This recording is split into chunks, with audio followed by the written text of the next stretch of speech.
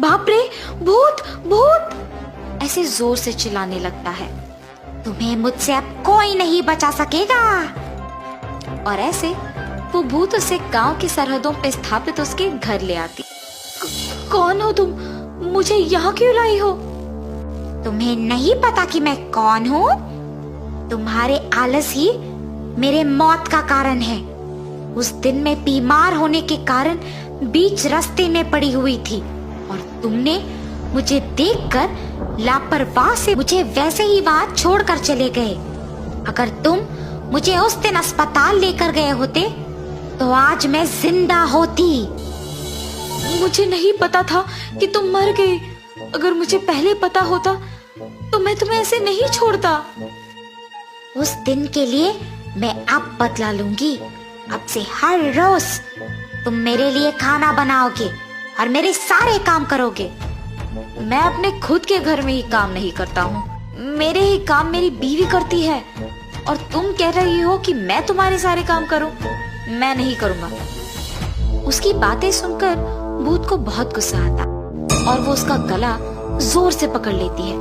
अगर तुमने मेरे काम सारे ढंग से नहीं किया और मेरे लिए खाना नहीं बनाया तो तुम मेरे खाना बन जाओगे।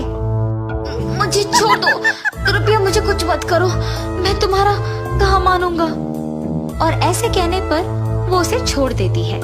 वीरेंद्रा डर के मारे उस भूत के सारे काम करता है। वीरेंद्रा के माँ बाप और पत्नी सब्जी बेचकर जब घर लौटते हैं तो वीरेंद्रा को वहां ना देख परेशान हो जाते हैं। वीरेंद्रा, वीरेंद्रा, हर रोज तो इस समय में यही सोते रहता है, आज न जाने कहाँ गया।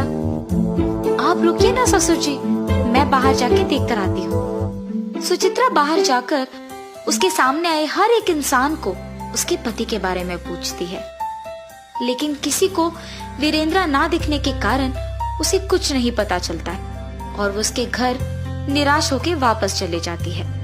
ऐसे ही बहुत दिन गुजर जाते हैं।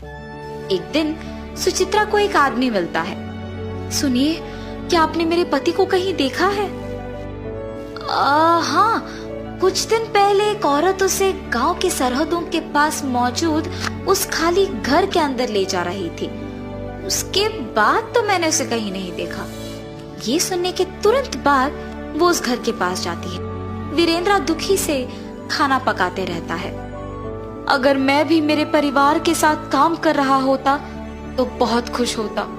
अगर मुझे आलस नहीं होता तो आज मुझे ये दिन नहीं देखना पड़ता।